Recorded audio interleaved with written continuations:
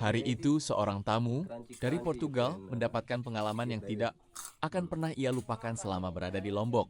Awalnya, ia hanya ingin melihat bagaimana masyarakat lokal membuat kopi secara tradisional. Namun saat melihat prosesnya dari dekat, ia langsung terkejut.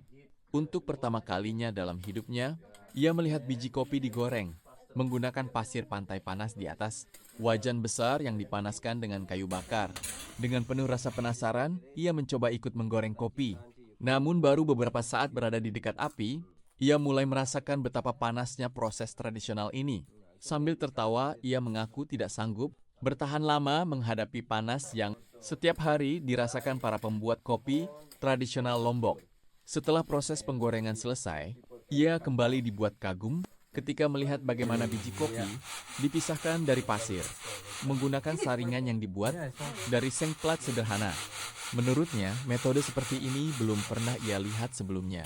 Sambil menunggu air mendidih di atas kompor, ia terus memperhatikan setiap tahap pembuatan kopi. Ia melihat bagaimana kayu bakar digunakan sebagai sumber api, bagaimana wajan tradisional dipakai untuk menyangrai kopi, dan bagaimana seluruh proses dilakukan secara manual dengan cara yang diwariskan turun-temurun. Ketika air sudah mendidih, ia mengambil bubuk kopi yang disimpan dalam plastik sederhana, lalu menuangkannya ke dalam gelas. Beberapa saat kemudian, secangkir kopi Lombok tradisional siap dinikmati. Sebelum menyeruput kopi itu, ia tersenyum dan berkata kepada kami, "Ini adalah salah satu pengalaman paling bersejarah dalam hidup saya. Saya tidak pernah melihat proses pembuatan kopi seperti ini sebelumnya. Bagi kami mungkin ini adalah hal biasa.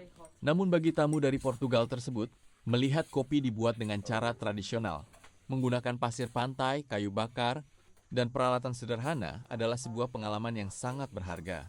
Dan dari secangkir kopi sederhana itulah, budaya Lombok berhasil meninggalkan cerita yang akan ia bawa pulang ke negaranya."